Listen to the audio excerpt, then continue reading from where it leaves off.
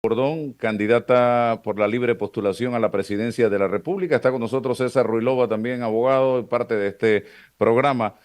Bienvenida, profesora Gordón. Y creo que lo que hacíamos en el ejercicio anterior nos da pie para la primera pregunta. El tema económico es realmente lo que más preocupa al pueblo panameño y el desempleo que va de la mano uno del otro. Y si hay algo en lo que usted tiene una especialidad, es precisamente el tema económico. ¿Cómo enfrentar y cómo fracturar, acabar de una vez por todas con este problema económico que afecta a los panameños?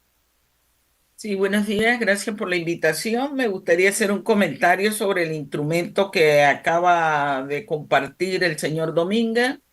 Creo que hay valoraciones que, como en todo instrumento estadístico, que es una de mis especialidades también, tiene que ver con el ordenamiento, las formas en que se gestionan las preguntas, a quiénes se les pregunta, en qué momento se les pregunta, cuál es el orden en que se ponen a los candidatos, si se pone a todos.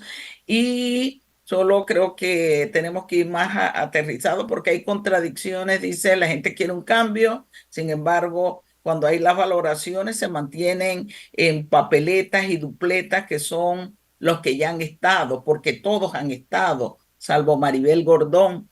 Y le recuerdo a él que lo mismo fueron los resultados cuando iniciamos el proceso de búsqueda de firma. Las encuestas decían no va para ningún lugar y luego se asustaron. Sobre el tema económico, yo creo que en este país uno de los problemas es que tenemos un modelo que ya está agotado, como dicen los economistas, agotado en el sentido que no es capaz de establecer condiciones que generen empleo. Estamos circunscritos a un modelo histórico de rentismo, de transitismo, que tiene sus cortapisas en el plano de hacer una propuesta de generación de nuevas plazas de empleo. Y por eso en nuestra propuesta, uno de los puntos fundamentales es recuperar los sectores productivos. Son más generadores de empleo, deben corresponderse en una relación armónica con el sector terciario del cual hemos vivido, el cual no abandonamos, pero hay que fortalecer, hay que caminar, hay que recuperar el agro, sobre todo en la producción de alimentos, el sector industrial, que es importante la transformación de la materia prima con la que contamos.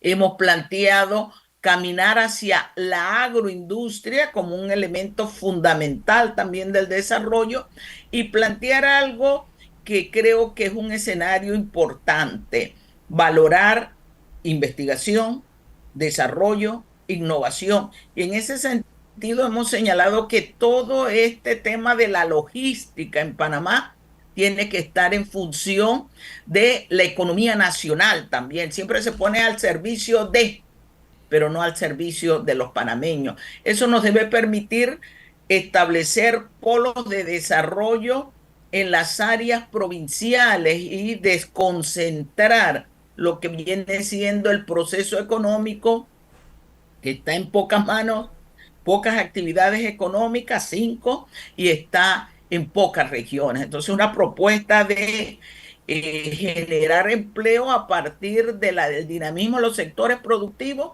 y de la innovación tecnológica, de la innovación y de la recuperación de procesos productivos que son los que históricamente generan mayor nivel de empleo y hemos planteado que el empleo tiene que ser digno con salario justo. César Ruilova. Álvaro, buenos días. Lisbeica, buenos días. Profesora Gordón, buenos días a todos los que nos escuchan en la mañana de hoy. Profesora, intuyo que desde su perspectiva eh, em, eh, valora la idea de un Estado económico, un Estado que promocione la economía, que la active, porque contrario a ello hay una coyuntura en distintos países, distintos líderes que hablan de un Estado mínimo, de un Estado achicado, de un Estado que le dé paso en materia económica al impulso del capital privado. Frente a esa coyuntura, ¿cuál es su postura o su visión? ¿Qué crítica o valoración genera ante esta posibilidad contraria a ese estado económico con músculo para ir a nivel interno y a internacional generando economía? Yo creo que es una muy buena pregunta porque en ninguna economía del mundo el Estado no participa, incluyendo a los países desarrollados, los países capitalistas. Su vinculación del Estado en la actividad económica tiene un rol fundamental. Es más, tenemos que recordar que el Estado surge como una necesidad del mercado. Históricamente ha sido la valoración. Sé que hay una discusión de qué tanto debe intervenir el Estado en la actividad económica y eso es otra cosa. En Panamá desde principios de la República, pero fundamentalmente desde el 79, se ha venido contrayendo la participación.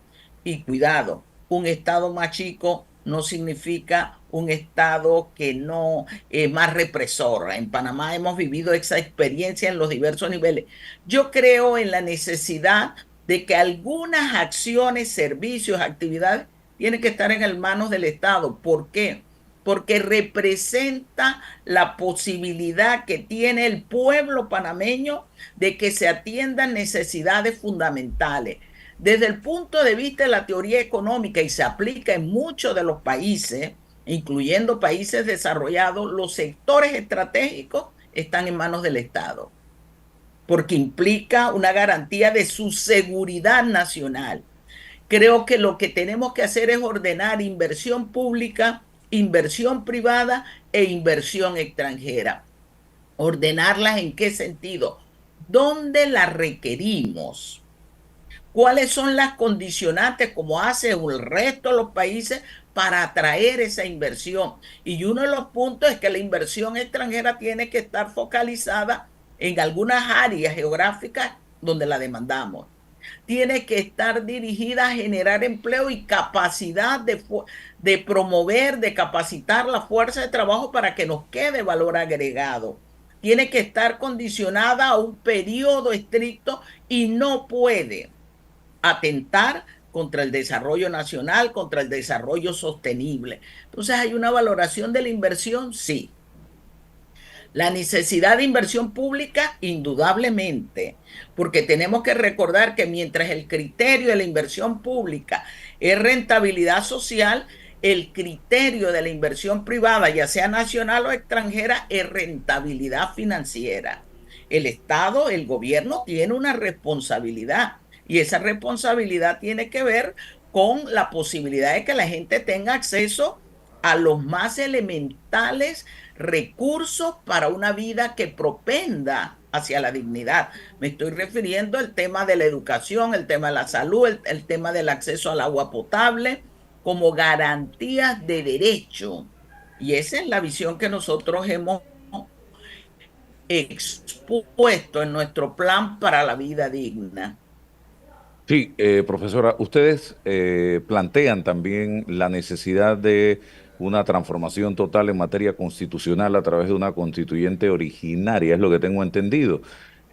Una constituyente originaria nos puede llevar a que incluso usted tenga que dejar el cargo de presidenta y llamar a nuevas elecciones, a sacar a todos los diputados que hayan sido electos para cambiar totalmente la Asamblea Nacional de Diputados y a cambiar a todos los magistrados de la Corte Suprema de Justicia, porque es una transformación general, es lo que tengo entendido. Usted acláreme si pudiéramos ir en esa dirección y cómo se vería impactado o beneficiado el país con algo como esto. Bueno, lo primero que una constituyente originaria significa es esa participación de los más diversos sectores sociales, de todos los sectores sociales, en la definición del país que queremos, hacia dónde lo queremos llevar y cuáles van a ser las normativas que lo deben regir. Esa es una decisión que debe tomar el soberano, es decir, la población panameña, el pueblo panameño, en la conducta de plantear qué quiere, cómo lo quiere y hacia dónde va. En ese sentido, como presidenta de la República, estoy obligada a acatar la decisión de la población. En otros procesos, en otras latitudes, se establecen estos periodos de transición para dar paso precisamente al nuevo ordenamiento, a un ordenamiento social que atienda las visiones, el sentir de un largo plazo de una población que cree con urgencia que debemos estructurar una nueva relación en el conjunto social. Yo creo en la democracia real, en la democracia participativa. Tengo que someterme a lo que la población decida. Y en ese sentido he dicho, voy a impulsar una constituyente originaria Bien. frente a un Estado fallido que tenemos en estos momentos, una Entonces, si la decisión del institucionalidad en soberano es, crisis. si la decisión del soberano es que se vayan todos y llamar a nuevas elecciones, ¿usted acatará esa decisión del soberano? Acataré la voluntad del pueblo panameño. A él me debo, a él he representado históricamente y es uno de los problemas que tienen los gobiernos, los partidos políticos tradicionales, que creen que cuando usted emite un voto cada 5 años le entrega un cheque en blanco para que ellos hagan lo que les dé la La gana. pregunta se la hago porque usted pudiera gobernar con una asamblea totalmente en contra. ¿Qué haría en ese caso? Yo creo en la necesidad de establecer mecanismos de diálogo real, de conversación, de respeto. Yo creo que si hay un proyecto de ley que beneficia a la sociedad y al país, la Asamblea tiene que acatar esos requerimientos. Se supone que hay un conjunto de candidatos por libre postulación, gente que está planteando otro quehacer y otra dinámica de la Asamblea. En ese sentido, aspiramos a efectivamente tener estos procesos de conversación, de diálogo y de intencionalidad de adecentar. Los diputados, las diputadas tienen que caminar hacia adecentar. Aquí hay una crisis institucional donde está inmerso el Ejecutivo, el judicial y el legislativo. Se plantea la corrupción está focalizada en el legislativo y no es cierto. Ellos se han puesto de acuerdo para emitir leyes cuando les son convenientes a sus intereses, para emitir leyes que han sido antipopulares. Y en eso una componenda entre los tres órganos. Eso es lo que tenemos que acabar, adecentar el país, real democracia, poner un ordenamiento e incluso límites en el actuar de los tres órganos. Y el único que puede poner esos límites es el pueblo panameño. Lisbeica y luego César. Sí, saludos a la profesora Maribel Gordón. Hay distintos temas que nosotros hemos abordado con los candidatos que nos han visitado aquí en Noticias 180 Minutos. Me gustaría conocer su propuesta puntual en torno a la Caja del Seguro Social. ¿Qué, cómo hacerlo y cuándo lo haría? Bueno, hemos planteado que aquí hay una crisis que ha sido provocada por varias formas de actuar. Uno, porque hay una política en donde se ha establecido un modelo de crecimiento económico que no se corresponde con las posibilidades de gestionar empleos y salarios. Eso condiciona a la caja porque el principal ingreso de la caja son las cuotas. Si tienes una población donde el 60% está en informalidad laboral, eso afecta a la caja del Seguro Social. Dos, la caja ha sido asaltada. Y eso tenemos que tener una respuesta real y concreta. Hay que adecentar. Yo podría decir la patronal, que incluye gobierno y empresa, le deben más de 300 millones a la caja en cuotas retenidas y no entregadas a la seguridad social. Y además la caja del Seguro Social es utilizada como caja menuda de los gobiernos, aval de la deuda externa. Hay que adecentar.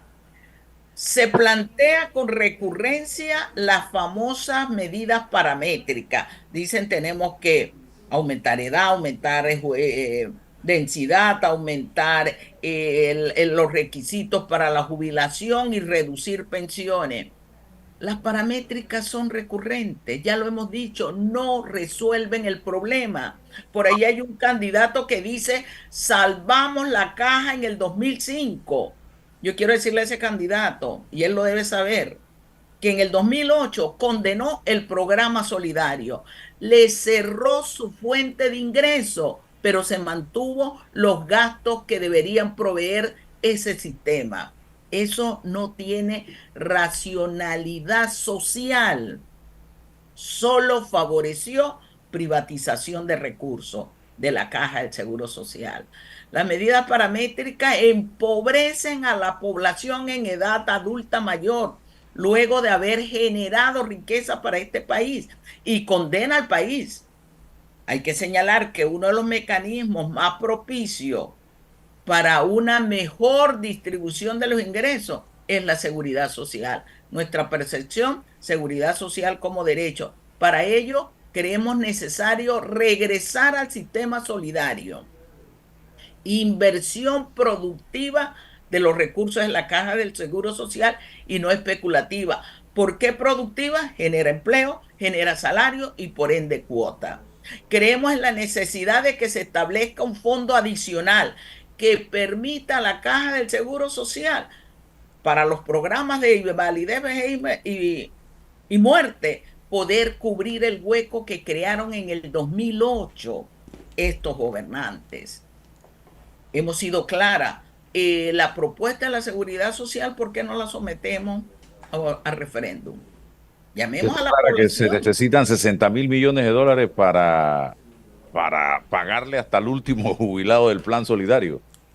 Sabemos que se necesita eso en función de la crisis que provocaron. Ok, Y sabemos además que las cuentas individuales están generando pensiones de hambre, también. 40%.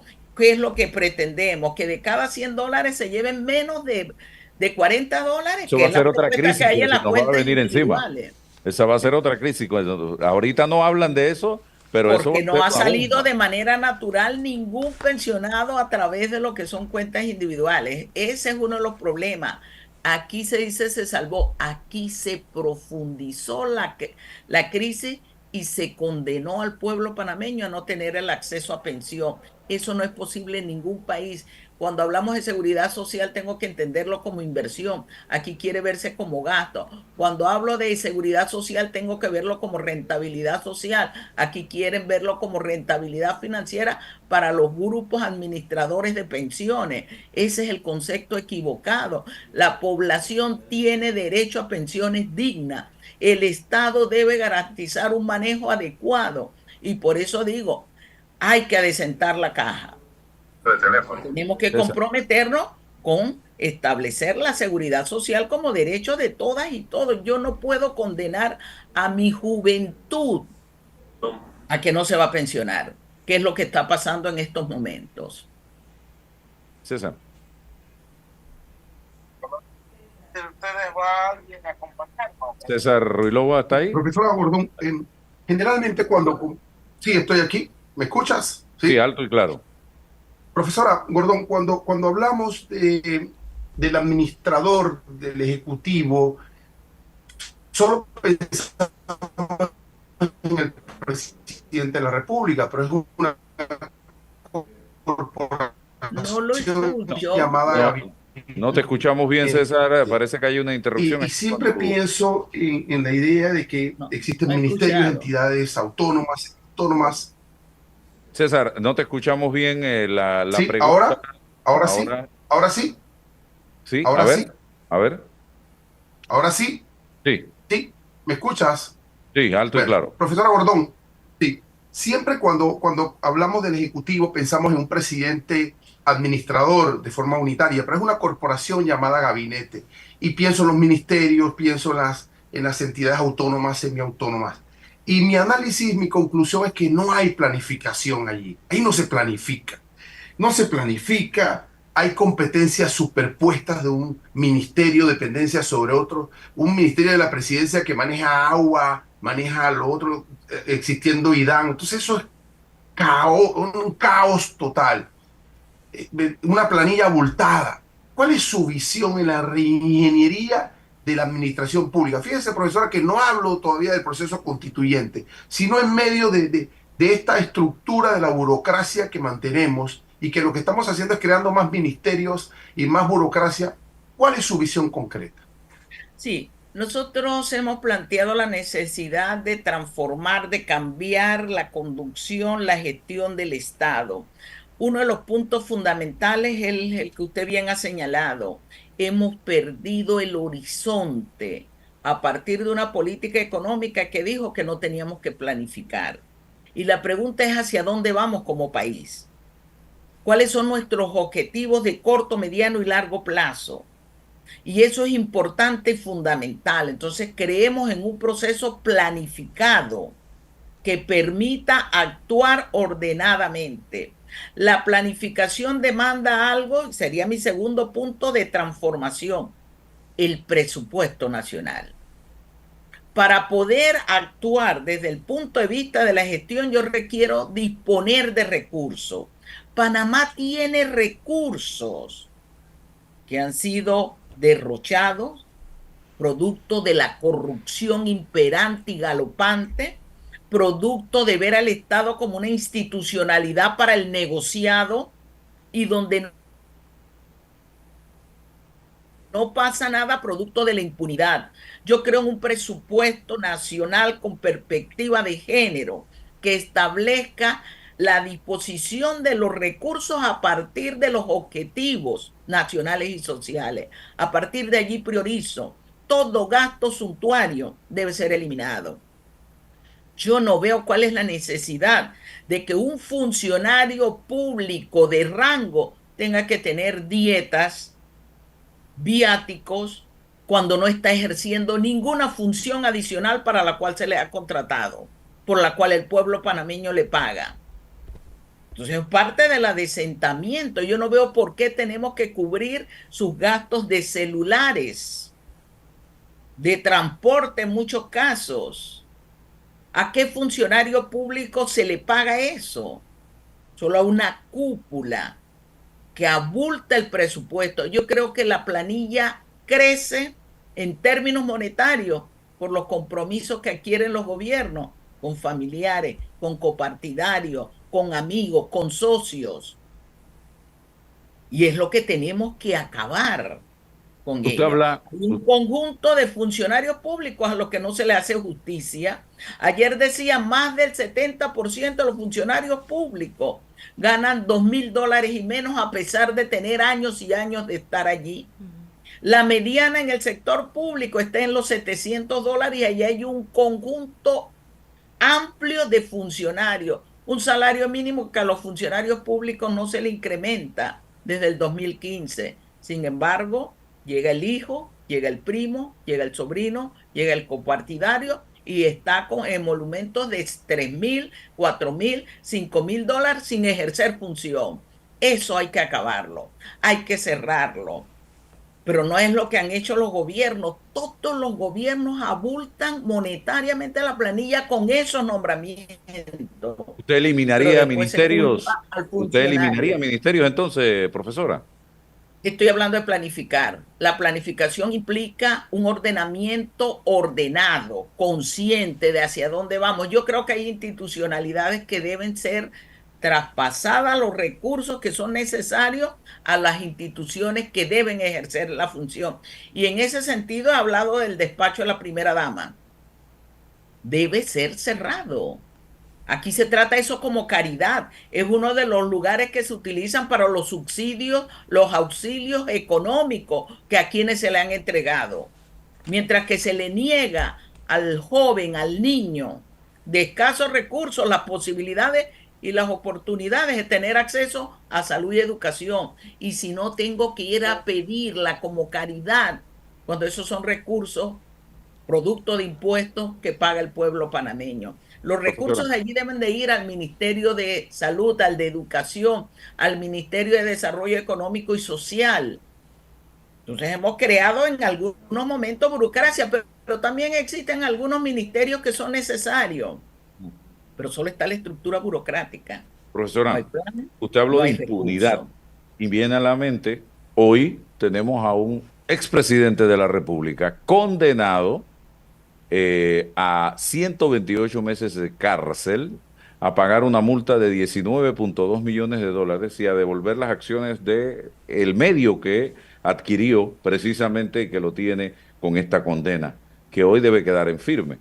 Eh, el señor Ricardo Martinelli, y está asilado, está refugiado en la Embajada de Nicaragua en Panamá, en una jugada estratégica para tratar de evadir la justicia panameña. ¿Qué piensa usted de esta situación, profesora Gordón? Bueno, yo creo que es lamentable que al señor Martinelli se le haya dado este beneficio. Creo que es lamentable la actitud del gobierno de Nicaragua, porque el señor Martinelli no es un perseguido político. Hay que recordar que tiene juicios que han sido valorados donde se declaró culpable por casos de lavado de capitales, por corrupción, pero también tengo que decir que no son los únicos casos. En el caso del señor Martinelli hay crímenes de lesa humanidad por los cuales no han sido llevados a los tribunales. Hay que recordar la masacre de Changuinola, de Bocas del Toro, donde 600 panameños y panameñas fueron afectados en su visión. El señor Martinelli ha sido violador de derechos humanos. Ese señor que salió de la Embajada de los Estados Unidos y dijo, bueno, este es el candidato. Y sectores que hoy condenan y en ese momento dijeron, los empresarios no roban. No se llevó el país porque no pudo. La acción de Maribel Gordón en la presidencia es solicitar al gobierno de Nicaragua que lo regrese, que extradite al señor para que cumpla su condena.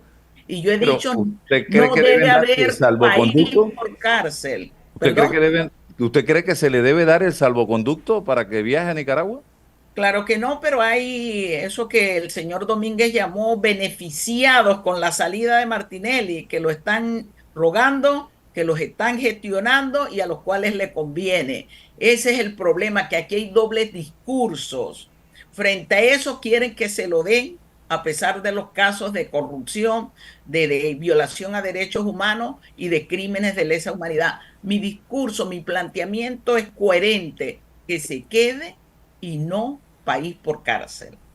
Este país no merece ese tratamiento que le han dado los gobiernos, donde llegan a acuerdos de impunidad, pactos de no agresión entre ellos. Y el caso del señor Martinelli no es el único.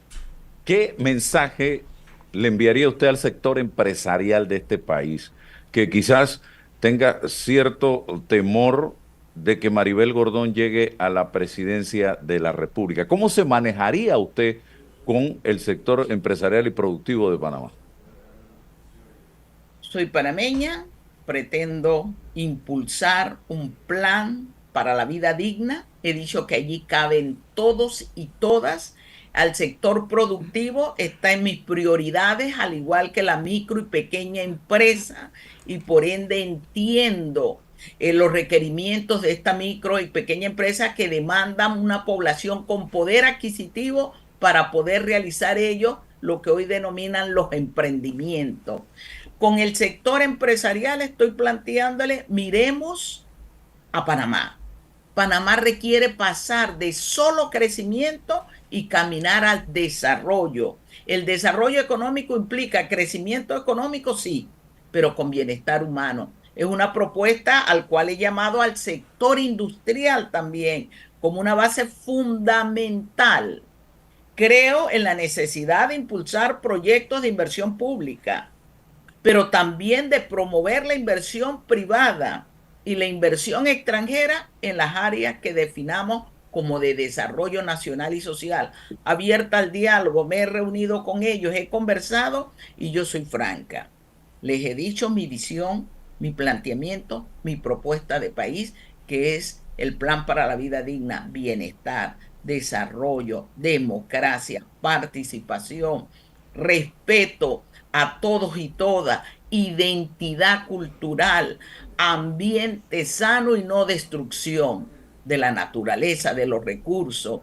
He dicho un Panamá donde el panameño y la panameña tengan el derecho a ser feliz. Y eso es lo que vamos a construir con empleo y salario digno, con alimentación, con acceso al agua potable. Me interesa conocer, profesora, su punto de vista con relación a los subsidios, mantenerlos, revisar resultados de los mismos. ¿Qué nos plantea la profesora Gordón? A mí me llama la atención cuando hacemos el tema de los subsidios un problema y no conocemos sus orígenes. 1995, las instituciones financieras internacionales llamaron a 3 líneas de propuesta. Una de ellas, la transferencia. ¿Por qué lo hicieron? Por la profundización de la crisis social, por la pauperización de las condiciones de vida de los pueblos en América Latina y el Caribe. Llaman a transferencia, a subsidios. Los subsidios no son respuesta. La respuesta es generar empleo digno, con salario justo. Empleo digno significa estabilidad. Salario justo significa tener las condiciones para garantizar la vida material del trabajador y su familia, propender a la vida decorosa. Eso implica, pero aquí se mantienen algunos subsidios, algunas transferencias que están en el renglón de a la familia cuando son a las empresas, para mantener estructuras oligopólicas y monopólicas, con las cuales hay que acabar, y lo he señalado. Yo he señalado que aquí hay que regular márgenes de ganancia a ese conjunto de empresas. Aquí se da transferencia porque los salarios no permiten poder adquisitivo a la población, pero también para esconder la pobreza. Esas que han ido cambiando de metodología. Hablaron primero de línea, después de pobreza multidimensional. Es un mecanismo ficticio para esconder lo que no debería ser en un país que tiene el mayor crecimiento de América Latina y el Caribe, pero que sin embargo refleja una de las peores distribuciones de la riqueza a nivel de América Latina y el Caribe y del mundo. Eso no tiene justificación. Las transferencias hay que quitarlas paulatinamente. Para ello, previamente, yo tengo que garantizar empleo, seguridad alimentaria, soberanía alimentaria, acceso a la educación, a la salud, a la vivienda, al agua potable como derecho. Tenemos que hacer una política integral, porque aquí dicen corten los subsidios, y si hoy el 21.7% de los panameños viven en pobreza, dice el Banco Mundial que de quitar una de las transferencias se incrementaría en 5.7% la pobreza. ¿Queremos un país con riqueza inmerso en la pobreza? Esa es la pregunta. Don César. Sí, profesora, en esa línea, sí, porque el subsidio o los subsidios es una especie del género llamado estado de bienestar, estado asistencialista, y también tiene una historia en la dinámica mundial. Cuando le menciono estado de bienestar, cuando le menciono socialdemocracia, cuando le menciono estados asistencialistas, ¿en qué piensa usted frente a la realidad panameña? Bueno, las transferencias que se dan del 95 para acá son planteadas no por el estado de bienestar, por la política económica neoliberal, distingamos. El estado de bienestar debe impulsar los elementos fundamentales para la vida decorosa. Lo han hecho otros países socialdemócratas, países socialistas, en las esferas de los países europeos. ¿Y qué significa eso? Que efectivamente los impuestos que pagamos los ciudadanos y las ciudadanas estén en función de tener servicios básicos de calidad. Véase salud, véase educación, véase infraestructura vial, véase el problema de recolección y disposición de la basura, y en algunos países se ha caminado incluso a que el agua como elemento fundamental sea gratuita. Esa que aquí dicen pagamos poco, privaticen. En algunos países el agua es gratuita porque se entiende como una condición que no tiene ninguna otro criterio para que la población no la logre cubrir. Entonces, nosotros tenemos que ver eso, un estado de bienestar, que es lo que implica caminar, y por eso mi filosofía es la filosofía de la economía para la vida. ¿Qué significa la economía para la vida? Bienestar humano. ¿Qué significa el bienestar humano? Relación armónica, seres humanos, naturaleza. Lo importante, lo que debe privar por encima de cualquier criterio económico es la vida, esa que se nos está negando. Decían algunos autores de la economía para vida, hoy nos han colocado en definir economía para, o vida o muerte.